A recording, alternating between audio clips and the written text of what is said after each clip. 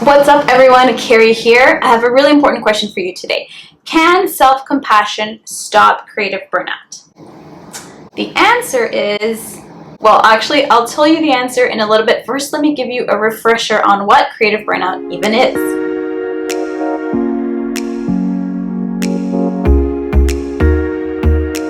Creative burnout is that feeling that you have exhausted yourself creatively. You are mentally, physically, and emotionally exhausted. You're feeling cynical towards your work. You're dreading your work. You're comparing your work constantly to other people's. You're feeling emotionally detached, and on top of it all, you're just losing yourself creatively. Sounds really exciting. Yes, actually, that is creative burnout, and guess what? It's a real thing. If you are a creative and you have felt this before, guess what? You are not alone, because creative burnout is a real thing. As a reminder, I am Carrie, a creative burnout coach, and I am here to help you through creative burnout. I went through my own creative burnout journey and decided that this is not just a normal thing that a creative should have to go through. People should know what to do about it. And so I am here providing coaching, resources, and teaching ways to prevent it so that creatives can thrive in their creative calling. So now back to our main question, can self-compassion actually stop creative burnout? The answer is yes, but more than stop it, actually it prevents creative burnout. And so that's what we're going to actually look at today. 3 ways that self-compassion can prevent creative burnout in the creative working in a small business. The first way that self-compassion can stop or prevent creative burnout is by creating emotional balance. What I mean by this is when we start practicing self-compassion, we learn to hold our inner critic with less weight. We learn to not see only the negative in the situation, but we also learn to start having compassion for ourselves through the situation. And in turn, we start to react less negatively towards ourselves. We start to criticize ourselves less as we're going through our situations or our stressors. This turns into helping ourselves develop more balance for our emotions, almost creating more space for the negative and the positive emotions happening through this, instead of them all being purely one-sided. We end up being able to see more sides than just the negative through it, and we stop the negative self-talk or talking down to ourselves more because we've started to see the both sides of it. And so again, we start to create that emotional balance. So one way to actually start doing this or start thinking about it is to talk to yourself as if you were talking to a best friend or a loved one. You would never talk to this person the way that you sometimes talk to yourself, critically, right?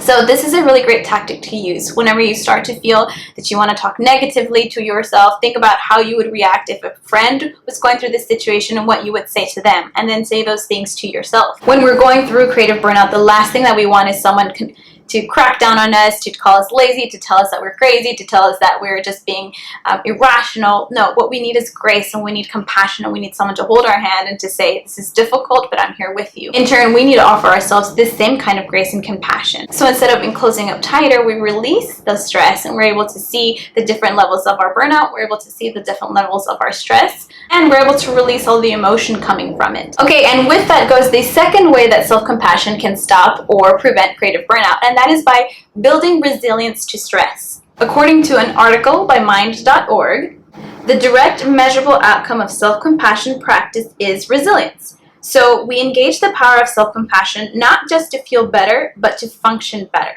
But how does being more resilient actually help with burnout? Resilience is important because it gives people the strength to process and overcome hardship and difficult situations. Those lacking resilience get easily overwhelmed and overcome and turn to coping mechanisms that are usually unhealthy. While resilient people tap into their systems and their strength to overcome the difficult situations that they're going through. And this is really crucial for when you're going through burnout, because you're able to be more resilient, you're able to be more in tune with your strength, so that when you are going through the difficult situation, you don't let it completely wash you over, you don't let it completely overtake you, and you learn not to get so overwhelmed so easily. If anything, you're able to stay more level-headed and manage to find ways and solutions to get through problems. Through resilience, you can learn to feel and process before you react. So again, practicing self-compassion is a way to build resilience, and resilience is a way to stay out of creative burnout. And lastly, self-compassion is about mindfulness. Yes. Mindful self-compassion is a practice protocol developed by Chris Germer at Harvard and Kristen Neff at the University of Texas, Austin. Basically, their explanation about it is this. It simply brings awareness and acceptance to your emotional experience, no matter how upsetting it is. At an even deeper level in your brain, it brings awareness and acceptance to yourself as the experiencer of the experience. Essentially, this means you get to view yourself as you're going through the experience without judgment or criticism. It's that combo of mindfulness, which we all know is good for creating awareness in our life and actually really being present in our life, with self-compassion, which is good for lowering our anxiety, our depression, and our stress. Put them together and it's the perfect preventative combo for creative burnout. But why is mindfulness important for creative burnout? This type of self-compassion helps us turn towards our difficult experiences through loving awareness. And as we know, going through creative burnout is a really difficult experience. So this process really helps us engage with ourselves. It helps us create this awareness what we need and essentially this overall well-being for our entire life. This helps us lower and manage our stress, which we know chronic stress is the beginning of creative burnout. So there you have it, 3 ways that self-compassion can help prevent and stop creative burnout in you.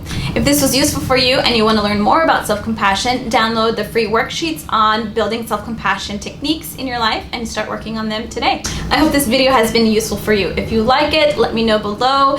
Follow this brand new channel to learn more about creative burnout, especially if you are a creative working in small business. Thanks and see you guys later.